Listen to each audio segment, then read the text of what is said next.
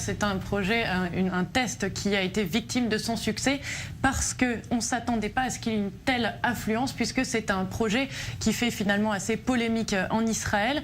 Mais à Tel Aviv, la demande était là. Très clairement, c'est une des conclusions que la municipalité a tirées de cette expérience test. Vendredi soir à partir de 16h, à l'heure où habituellement les routes se vident, où les bus rentrent au dépôt, on a vu ces minibus se lancer sur les routes pour remplacer donc ces transports publics qui s'arrête pendant Shabbat, le jour de repos pour les Juifs. C'était donc un lancement test. 6 lignes ouvertes ce vendredi, 500 arrêts de bus qui connectent plusieurs villes entre elles, Tel Aviv, Givatayim, Ramat HaSharon et Kiryat Ono, avec un minibus toutes les 30 minutes. Et donc, vous le disiez, effectivement, c'est une opération, je vous le disais, pardon, qui a connu énormément de succès, tant et si bien que les bus prévus toutes les 30 minutes n'étaient pas suffisants. Il y a eu plus de 10 000 voyageurs, 650 trajets effectués. Tel Aviv a dû appeler les renforts qu'elle avait quand même anticipés, mais gardés un peu au parking au départ.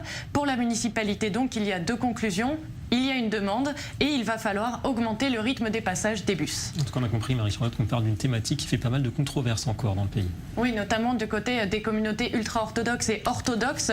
Ça remonte à un accord entre ces communautés et le Premier ministre israélien David Ben Gurion, parce que ces communautés, elles veulent un respect strict du Shabbat, pas de travail, pas d'activité de circulation en voiture. Et c'est quelque chose qui avait déjà fait débat il y a quelques années, encore une fois avec la municipalité de Tel Aviv. En 2017, c'est la Haute Cour de justice israélienne qui avait dû statuer pour autoriser l'ouverture de certains magasins. 160 commerces avaient obtenu l'autorisation d'ouvrir et on le voit, à Tel Aviv, c'est très différent de Jérusalem lors du Shabbat. À Tel Aviv, les cafés, les restaurants, quelques bars sont ouverts, quelques magasins.